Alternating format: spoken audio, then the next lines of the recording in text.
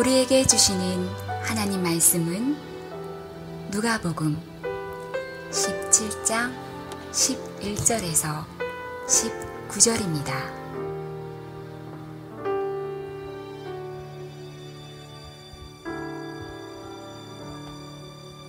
예수께서 예루살렘으로 가실 때에 사마리아와 갈릴리 사이로 지나가시다가 한 마을에 들어가시니 나병 환자 10명이 예수를 만나 멀리 서서 소리를 높여 이르되 예수 선생님이여 우리를 불쌍히 여기소서 하거늘 보시고 이르시되 가서 제사장들에게 너희 몸을 보이라 하셨더니 그들이 가다가 깨끗함을 받은지라. 그 중에 한 사람이 자기가 나은 것을 보고 큰 소리로 하나님께 영광을 돌리며 돌아와 예수의 발 아래에 엎드리어 감사하니 그는 사마리아 사람이라. 예수께서 대답하여 이르시되 10 사람이 다 깨끗함을 받지 아니하였느냐? 그 9은 어디 있느냐? 이 이방인 외에는 하나님께 영광을 돌리러 돌아온 자가 없느냐 하시고 그에게 이르시되 일어나 가라 내 믿음이 너를 구원하였느니라 하시더라. 아멘. 할렐루야. 다시 한번 추수감사절을 맞아 하나님께 감사의 제사를 드려오신 성도 한 분 한 분을 진심으로 사랑하고 축복합니다. 오래간만에 연합예배를 드린 것 같습니다. 주일학교 학생으로부터 시작해서 우리 청소년교회, 또 청년교회, 어른들이 함께 예배를 하니까 우리 예배당이 좀 좁게 느껴지네요. 뒤에 보조의자를 놓고 앉으실 정도까지 많이 오셨는데 예배당을 더 크게 질 걸 그랬나 보죠. 하나님께 감사를 드립니다. 이렇게 온 교회 가족들이 함께 한 자리에서 예배할 수 있는 이런 기회가 1년에 몇 번 없는데 그럴 때마다 온 가족들 함께 만나는 저의 기쁨이 너무나 큽니다. 하나님께 감사와 영광을 돌립니다. 아멘. 그래서 다시 한번 인사 나누겠습니다. 당신이 있어서 감사했습니다. 당신이 있어서 감사했습니다. 네. 당신이 있어서 행복했습니다. 시작. 네, 한 해 동안 우리 성가대가 있어서 저도 행복했습니다. 네, 오케스트라 분도 오늘 헌금 찬양 참 잘해 주셨어요. 우리 오케스트라 분들에게 아까 박수할 기회도 없었는데 박수 한번. 감사합니다. 네, 감사합니다. 오늘 말씀의 제목이 원 플러스입니다. 이거 어디 가면 많이 볼 수 있죠? 네, 마트에 가면 꼭 요거 하나씩 있습니다. 유혹하는 물건들. 그래서 하나 사면 하나 더 준다. 원 플러스 원. 그걸 유혹을 이기지 못하겠더라고요. 저도 별로 사고 싶은 마음이 없다가도 원 플러스만 보면 이거 사야 되는 거 아닌가. 왠지 안 사면 손해볼 것 같은 그 느낌 있잖아요. 꼭 이 하나 더 얻어가야 되는데 그런 마음이 듭니다.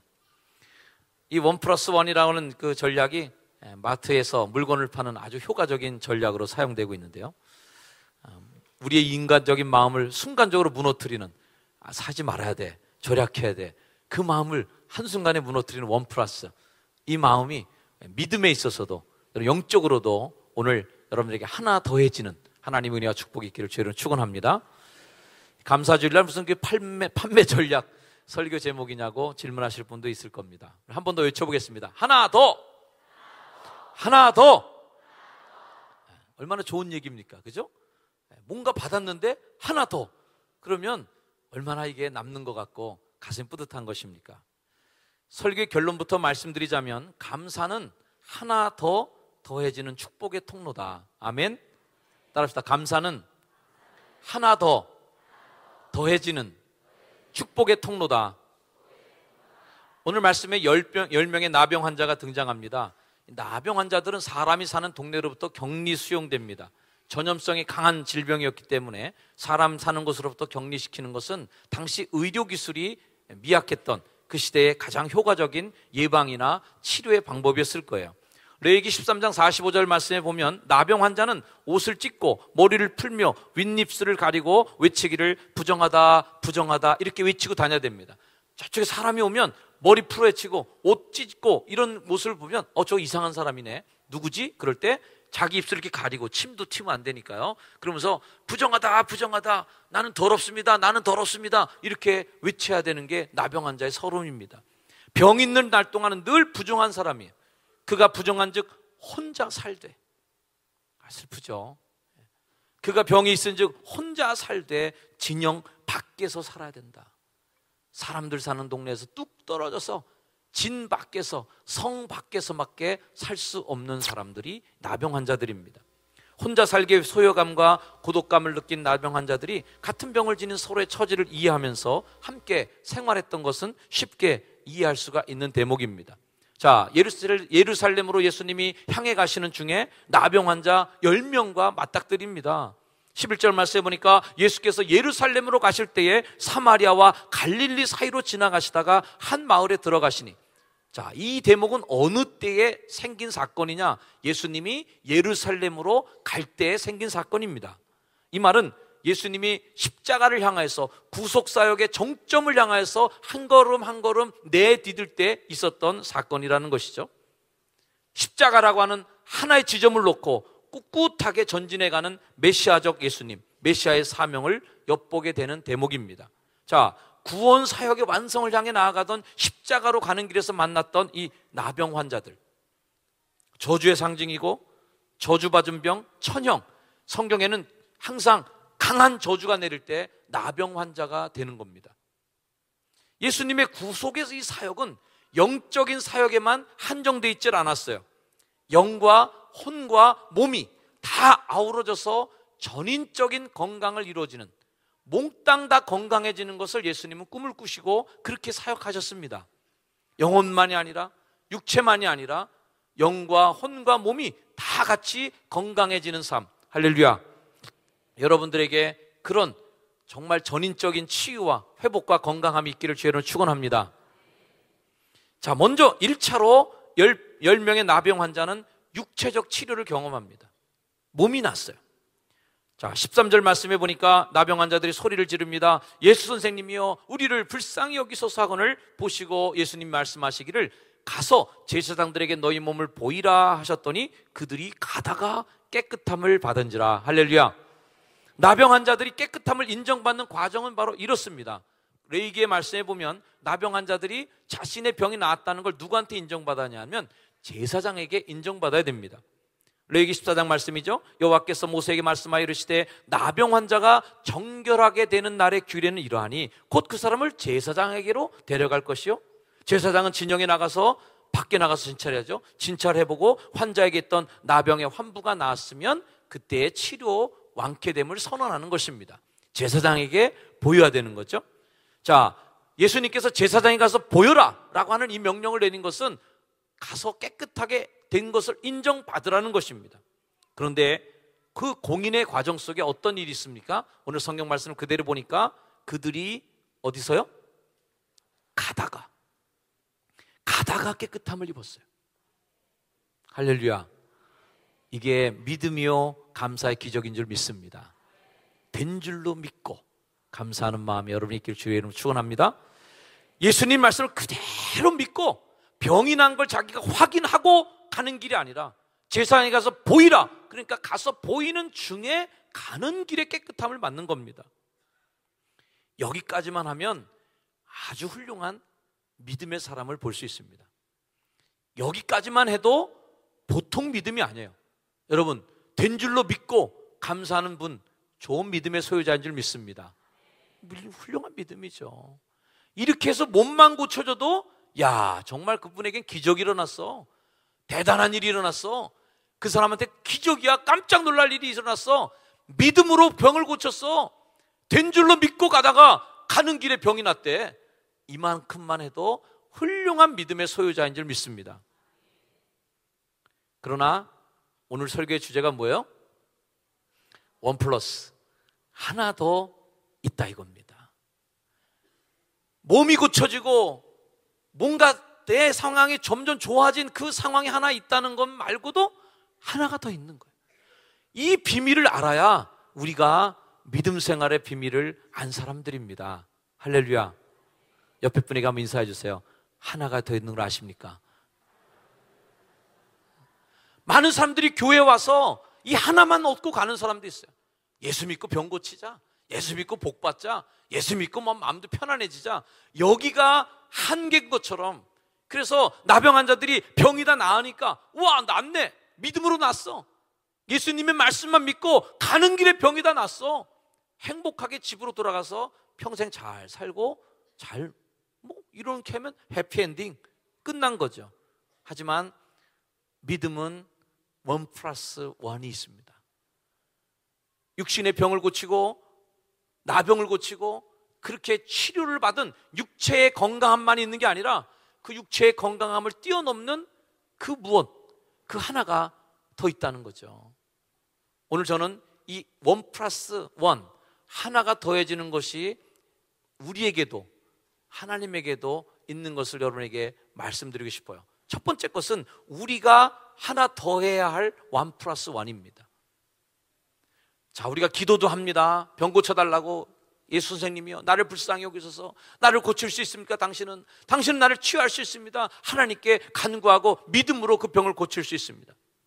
예수님을 만나고 싶은 갈망도 그 문둥병자들은 가졌습니다. 담대하게 예수님에게 우리를 불쌍히 여기소서라고 외칠 수 있는 기도하는 마음도 가졌습니다.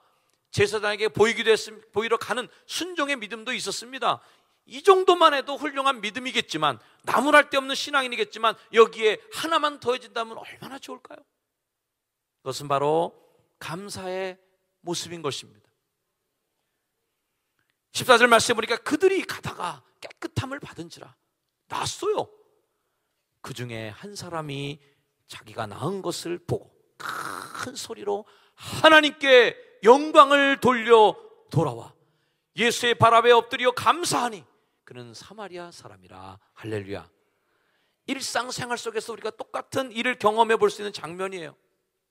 똑같은 상황에서 도움을 주기도 도움을 받기도 합니다. 그리고 똑같은 결과가 나올 수도 있을 것입니다. 그러나 우리 일상 속에서 여러분들이 누구를 도울 때도 있고 누구에게 도움 받을 때도 있고 여러 가지 관계의 문제가 있겠지만, 거기서 하나 더 할 줄 아는 사람이 누구겠어요? 그것은 감사를 표시할 줄 아는 사람인 것입니다. 달라요. 확실히 달라요. 우리 교회에서도 여러 교회를 도울 때도 있고 또 여러 가지 선교 기관을 도울 때도 있고 이모저모로 서로 관계가 맺어진 그런 분들이 있습니다. 어차피 우리 교회가 해야 될 일이고 하고 있지만 다른 분들이 있어요. 그것은 감사하는 분입니다. 아주 작은 거지만 전화 한 통, 문자 하나, 카톡 하나라도 잘 받아서 고맙습니다 하는 분들에게는 뭔가 다른 것을 느끼는 거죠. 1+1이 그분에게 있는 것입니다. 오늘 주보에도 제가 한 성도님이 저에게 주신 감사의 마음을 제가 주보 칼럼에 썼습니다. 어제 제주도에서 우리 산동성 분들과 함께 제주도를 방문하고 돌아오니까 제 방문 앞에 쇼핑백에다가 화분이 잘 담겨져 있고 그 화분에 좋은 편지가 써 있었어요. 목사님 감사합니다. 120일간 감사를 느낄 수 있어서 행복했습니다. 완주를 축하드리며 작은 마음을 드립니다. 교회에서 한 그냥 행사죠. 교회에서 행사고 120일 동안 우리 감사일기도 쓰자, 이거 하자 저거 하자 다 한 거 맞습니다. 그리고 담임 목사로서는 당연히 성도들이 그렇게 하기를 기대하고 또 서로 같이 하는 거죠. 근데 그분은 이 일로 인해서 감사의 마음을 표현한, 제가 그것을 받아서의 감격이 아니라 그분의 마음이 참 예쁘다. 할렐루야. 예. 그렇게 감사를 표현할 줄 아는 분은 한 1+1이 된 거예요. 여러분의 인생 속에 1+1이 있기를 주의 이름으로 축복합니다. 하나 더해지면요, 여러분의 인생이 달라질 거예요. 여러분의 삶의 과정이 달라질 거예요.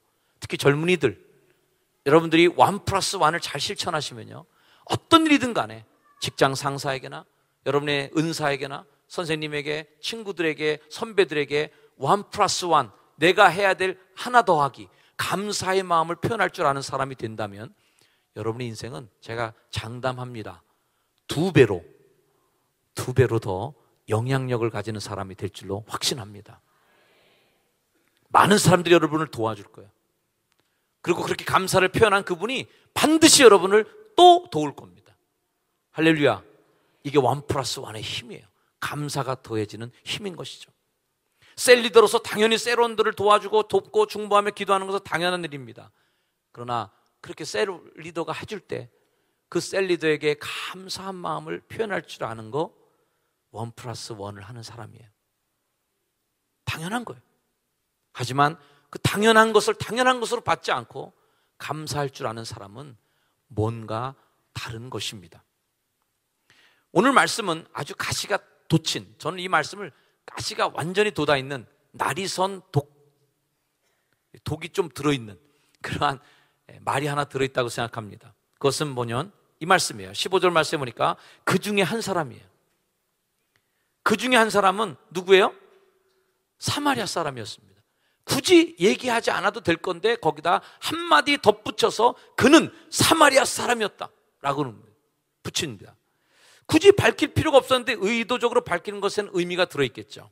저는 생각해 봤습니다. 왜 하필 그 사람이 사마리아 사람이었나? 왜 성경은 그 사마리아 사람인 것을 굳이 그렇게 밝혀서 사람들의 심기를 불편하게 해야만 했는가? 생각해 보니까 사마리아 사람이 고마운 마음을 가질 것 같아요. 여러분 잘 아시죠? 사마리아 사람들이 받은 수모와 천대들을 아시죠? 예수님과 수로보니게 여인의 이야기를 기억해내시길 바랍니다. 헬라인이었고 수로보니게 족속인 이 여자는 귀신 들린 딸을 고치기 위해서 예수님에게 갔지만 예수님이 야, 나 그거 고칠 시간도 없어. 나 지금 바빠. 우리 잃어버린 양에게만 가야 돼. 이스라엘의 양에게만 가야 돼. 그래서 고쳐주세요. 그러니까 예수님이 아유, 주인의 밥상에서 뭐 개한테 음식을 주는 게 어디냐 이렇게 얘기하니까 여인이 한 얘기가 있죠. 마태복음 15장 27절 올소이다. 주여 올소이다마는 개들도 제 주인의 상에서 떨어지는 부스러기를 먹습니다. 은혜를 베풀어 달라고. 그 여인의 믿음을 보고 예수님이 그 여인의 딸을 치유하십니다. 자, 이방인 족속을 보는 그 마음이 그런 것이죠. 이에 반해 선민이라고 스스로 자긍심을 가졌던 유대인들은 어떤 생각을 갖고 있을까요? 그들의 생각을 가진 것을 엿볼 수 있는 대목이 하나 있습니다. 세례 요한이 유대인들을 향해 외쳤던 말인데요. 자, 여러분들 속으로 아브라함이 우리 조상이라고 생각하지 마십시오. 내가 너에게 이르노니 하나님이 능히 돌들로도 능히 아브라함의 자손이 되게 할 것입니다. 자, 이 사람들은 아브라함의 자손의 자긍심과 긍지가 가득 차 있습니다. 그래서 아브라함의 자손이기 때문에 나는 뭐든지 다 받을 자격이 있고 누릴 자격이 있다고 생각해요. 하지만 사마리아 사람들은 자격이 없다고 생각합니다. 그러니 10명의 나병 환자들이 다 고침받았는데 9명은 당연히 나에게 받을 복을 받은 거예요. 지가 날 안 고치면 어떡하겠어? 당연히 날 나야지. 예수님은 날 고쳐줘야지 당연히. 혹시나 이 9명의 나병 환자들은 자신들이 유대인 민족이었기 때문에 내가 받는 복을, 내가 받는 은혜를, 내가 받는 그 사랑을 당연한 것으로 여긴 것은 아닐까요? 여기에 우리들의 삶에 함정이 들어있습니다. 나병에 걸렸던 시간과 고통은 어쩌면 이 유대인들에게는 그냥 집으로 돌아갔던 9명에게는 마이너스의 시간이었을 뿐, 이제 이 병이 나은 것은 은혜가 아니라 이제야 본전치기로 돌아온 거구나. 이제야 정상으로 내가 돌아왔구나. 본전의 인생으로 돌아왔구나 라고 생각했을 수도 있습니다. 그러나 사마리아 사람은 예수님에게 치유받은 그 사건이 본전치기의 인생이 아니라 이게 은혜구나. 내가 받을 수 없는 은혜를 주인의 상에서 떨어지는 부스러기라도 내가 먹었구나. 그 감사의 마음이 그에게 표현이 되었던 것이라 믿습니다. 사랑하는 효성중앙 가족 여러분, 혹여나 여러분이 누리는 은혜와 축복을 당연하게 여기는 마음이 혹시나 감사의 싹을, 감사의 꽃이, 감사의 열매가 나타나지 못하게 여러분의 숨통을 조리고 있진 않을까요? 효성중앙교회 가족이기 때문에 누려야 되는 이 마땅한 혜택들과 그리고 우리들이 갖고 있는 이 좋은 축복들이 이제는 어쩌면 당연한 것처럼 그냥 우리가 누리고 있는 건 아닐까요? 그래서 조금이라도 불편해지고 조금이라도 우리가 손해보고 우리가 조금이라도 뭔가 내게 못마땅한 일이 생기면 당장에 불평이 나오고 마음속에 거절함과 원망의 마음이 드는 건 아닐까요? 사랑하는 여러분의 가족들과 누리는 그 행복들이 어쩌면 그저 그거는 당연한 것이고, 조금만 못해지거나 조금만 손해를 보면 그 일들로 인하여 속상하고 하나님을 원망하고 있지는 않을까요? 당연한 것이기 때문에 평범한 것이고, 간혹 없거나 부족할 때에는 그것이 원망이요 불평이 되는 이 불편한 진실, 오늘 성경은 그 사람에 대한 한마디 설명으로 표현합니다. 그는 사마리아 사람이라. 저는 이 말을 이렇게 여운을 갖게 됩니다. 그는 새신자였더라. 새가족들은 교회 생활에 굉장히 감사를 합니다.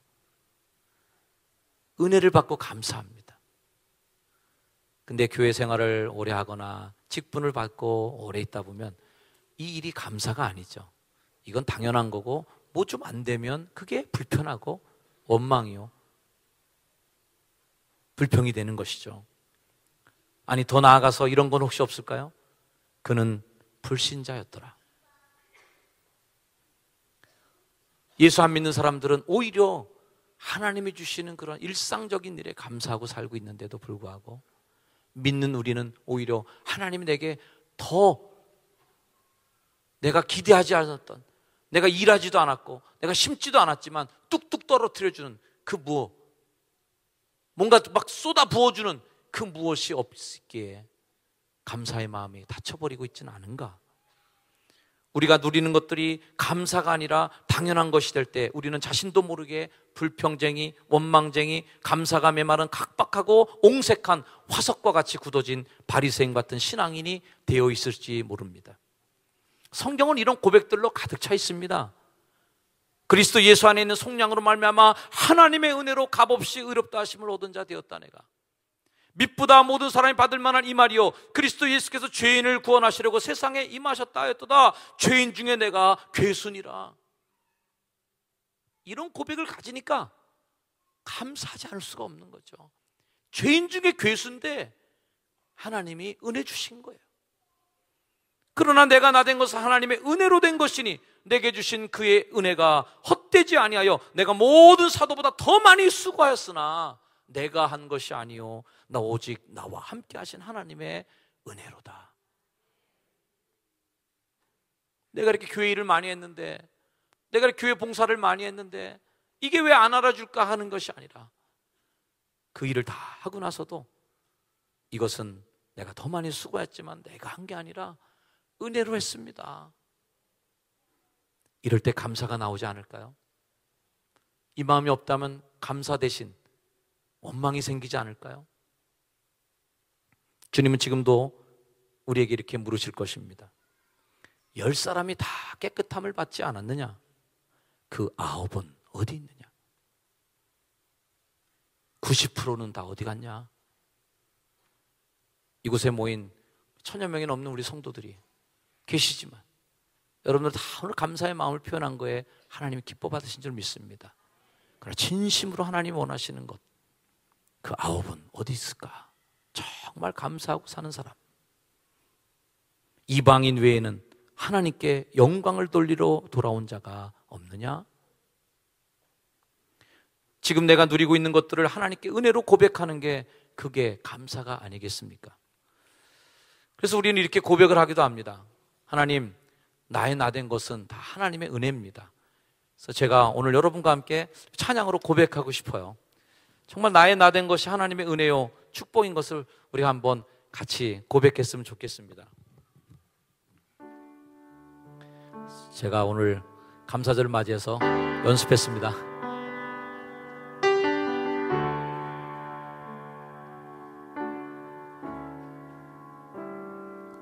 나를 지으신 이가 하나님,